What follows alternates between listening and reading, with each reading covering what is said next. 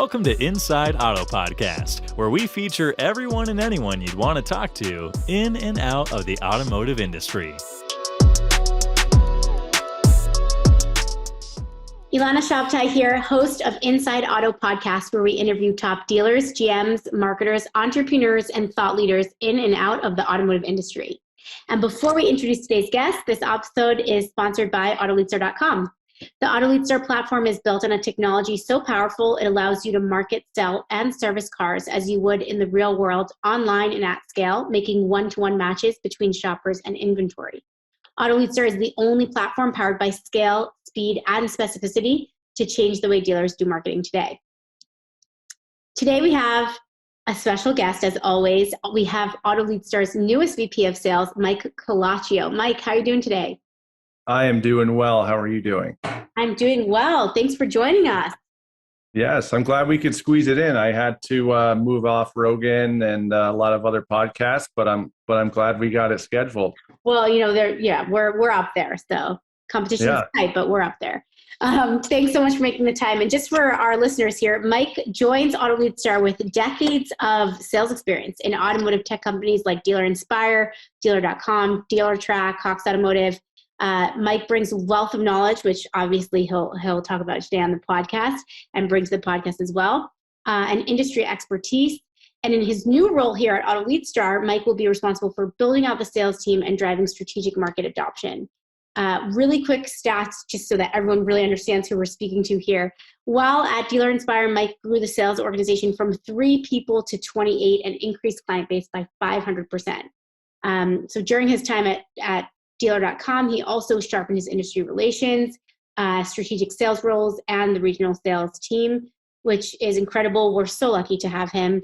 He's going to talk a little bit about his experience in automotive and what his predictions are. So again, Mike, so excited for you to join us today. Really quickly, let's start with kind of this most recent transition, because obviously, you know, you came from Dealer Inspire. It's a bigger company. It's a different kind of, environment. I'd love to hear about this transition, as well as during such a hot climate for the automotive industry. Like we're coming out of a pandemic. There's no inventory. How's it going? How's it going for you? Yeah, everything has been great so far. Been here, I believe, almost a month now. So I think this week it'll be officially a month. It feels like months. Yeah. For the people that I didn't meet at Digital Dealer, it was pretty funny because when I was at Digital Dealer, everyone's like, "Oh my God, I saw the LinkedIn, I saw the press.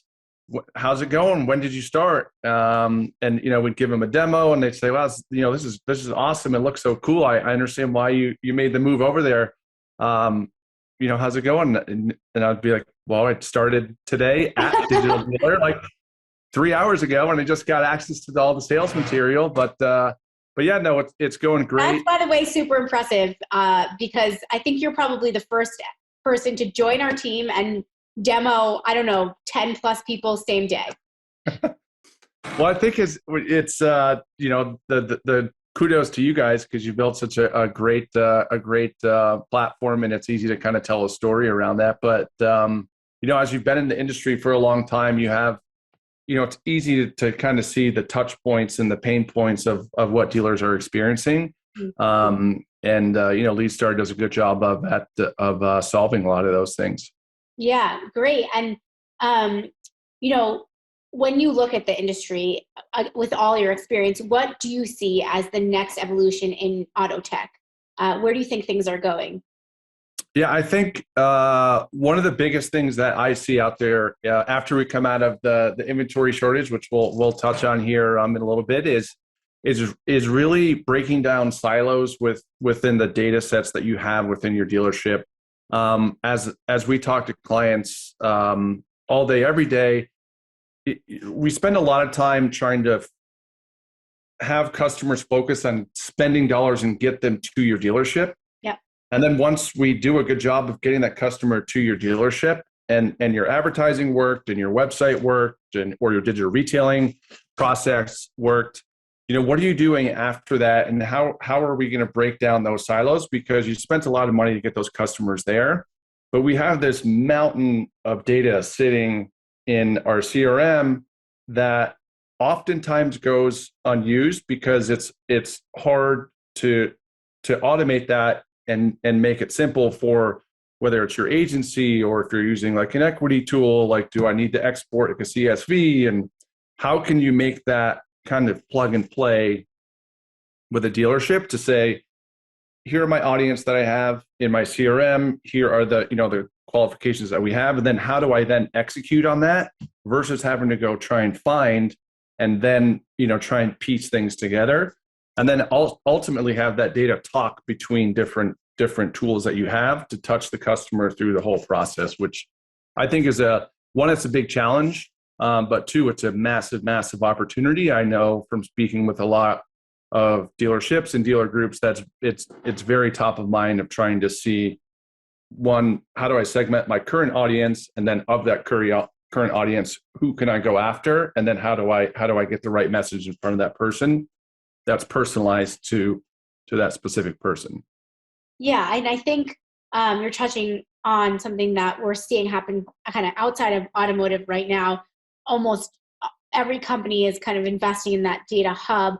But there's two things that you said that were really important that I want to touch on, which is the first one, which is just the data orchestration and connectivity, but then also actually executing, automating, and leveraging the data. And I think those are two things, and I agree with you, that automotive is going to see evolve over the next, let's say, 12 to 18 months and be a major, major focal point for a lot of the for sure the bigger dealers, but also, every dealer within the industry should be focusing on that. And it's not an easy thing to do. And I think historically also it's been so hard to connect the data within the industry just because of the way that the data kind of is set up and communicates or does not communicate with externally.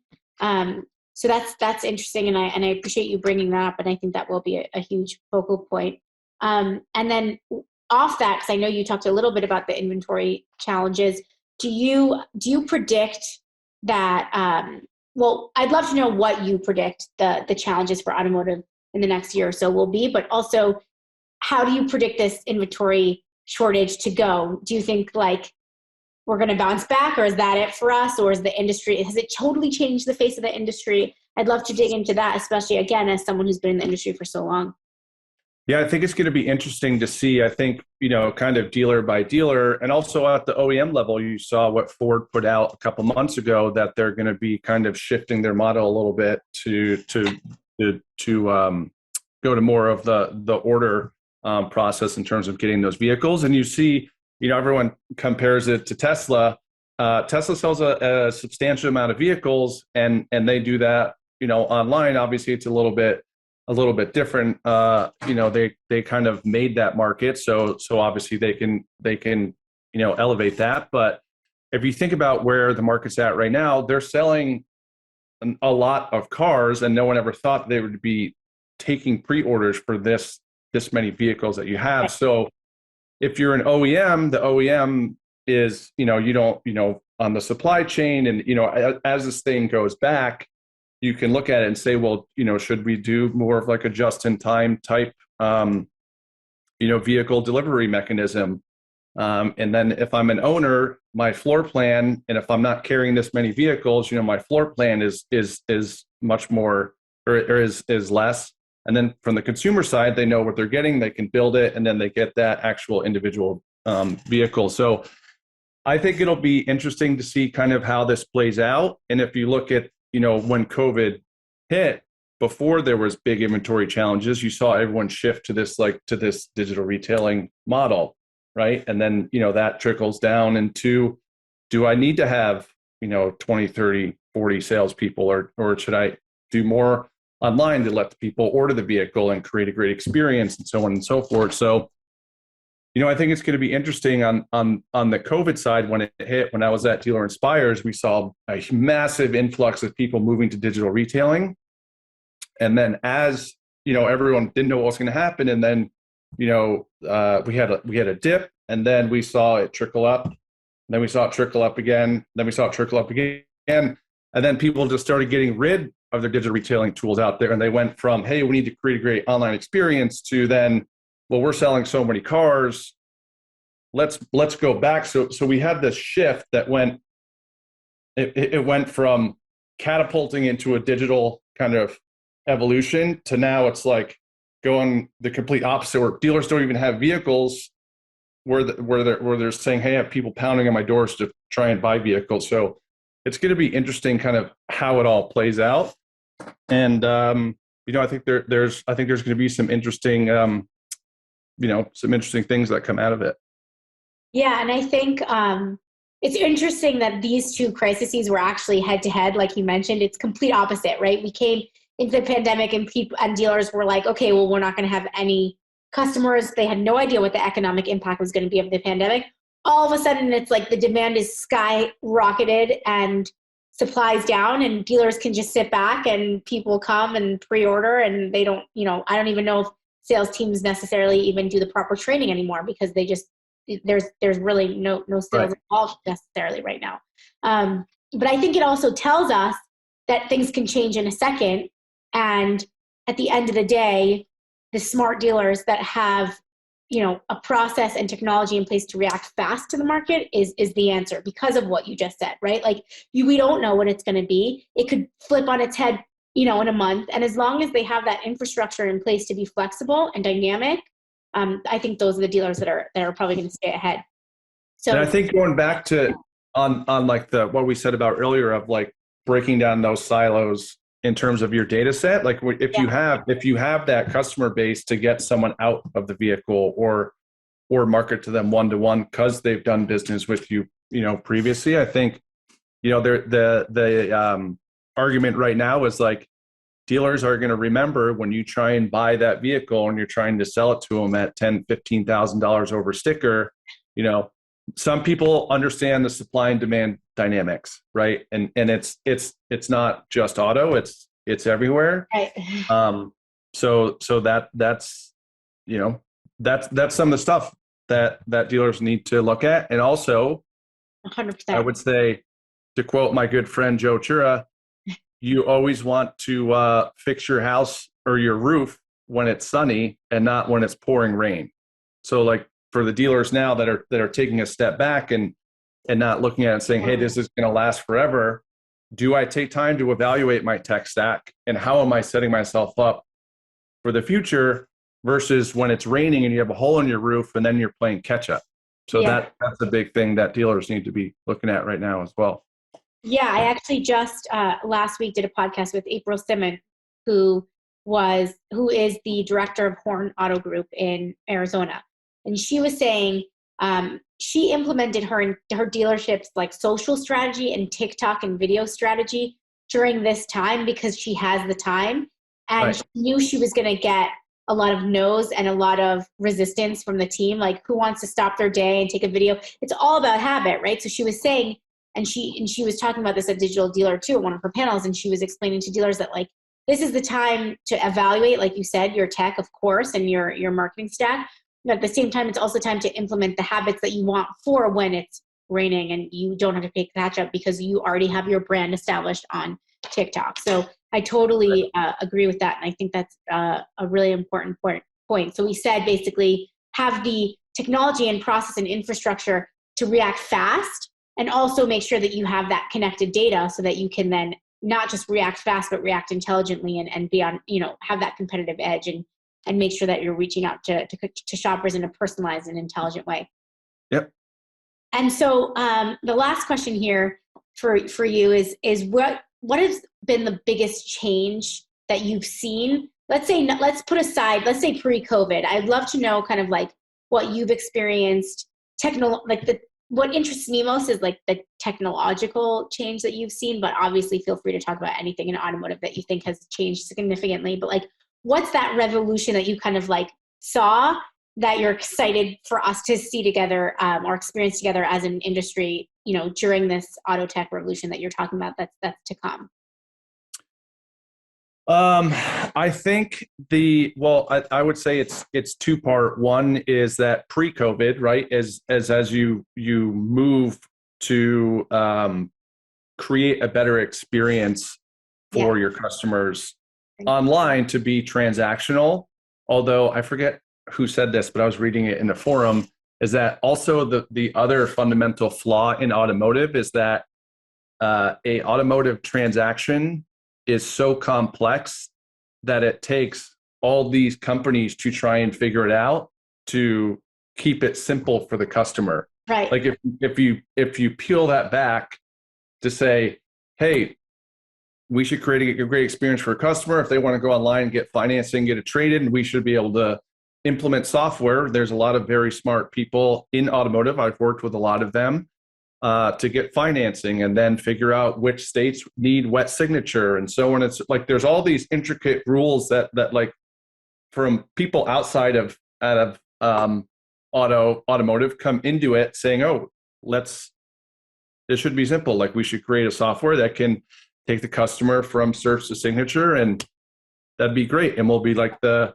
quote unquote Amazon of automotive. And then they get into it, and there's so many unique intricacies. Yeah. Not to mention OEM bureaucracies and red tape. Yeah. Every manufacturer has their own compliance. I mean, that's like on top of the federal and state regulations. It really is complicated.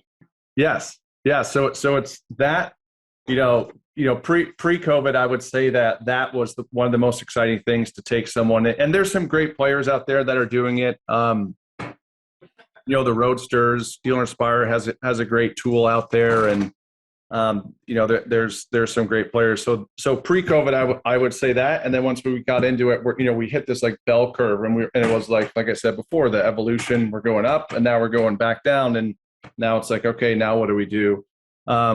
But I'll go back to what I said earlier, is really getting a unified view of a customer that the dealership or dealer group has, of saying, what are they doing? What are they doing on my site? How are they coming back to my site? And where are they positive in their equity? Is their lease coming up? And then how do you take all that and put that into a hub to then move them through the life cycles to actually go through connect and make smarter decisions and not have to spend a ton of money. Obviously, paid search, when I first started back in, 2008, it was extremely cheap to do paid search. And I remember having to explain to dealers, hey, look, you only pay for what someone clicks on. And it didn't correlate with people to say like, if I spend this, they were spending like $1,000, $2,000, but those costs per clicks have gone up drastically, right? So how do you take that and use your first party data first before you go out and get, the other people to come in, which actually ultimately become your first party data. But the evolution of first party data for dealerships and dealer groups, excluding the endemics like the cars and auto traders and car gurus, but you at individual dealership or dealer group, how do you take that and harness your own first party data to make the best decisions and better marketing collateral and touch points to those customers? Yeah. And I think that's a really good, almost like part one of the revolution that we're going to experience as an industry, in the coming 12 to 18 months. So I think it's connected, and it's just like one step to getting us to the Amazon experience or the Tesla experience that we should all have when going to a dealership website. I know Mike is laughing because I almost bought a Tesla, but I didn't. That would have been a nice podcast story. Anything else, Mike, that you want to share with our listeners before we sign off? And thank you again so much for joining us and taking some time to, ditch Rogan and come to this Inside Auto podcast episode. Yeah. No, it's great. I had a great time. We'll have to come back for more. But no, I think, look, I've been here for a month at AutoLeadStar, and I think I made the right choice. I always tell people, when you have amazing technology with amazing people, you can do some amazing things. So for anyone, as the sales guy on the call, if you haven't had a chance to check out AutoLeadStar, feel free to ping me. I think you will be very impressed with what we have and some of the stuff that we're coming out with. That's going to kind of create its own little segment here in automotive, which I'm super excited about. Yeah, Mike is the only one, by the way, that can get away with solicitation for AutoLeadStar on the Inside Auto podcast. Thank you so much for joining today. Thanks for listening to Inside Auto Podcast. Check out our other episodes with top entrepreneurs and industry leaders.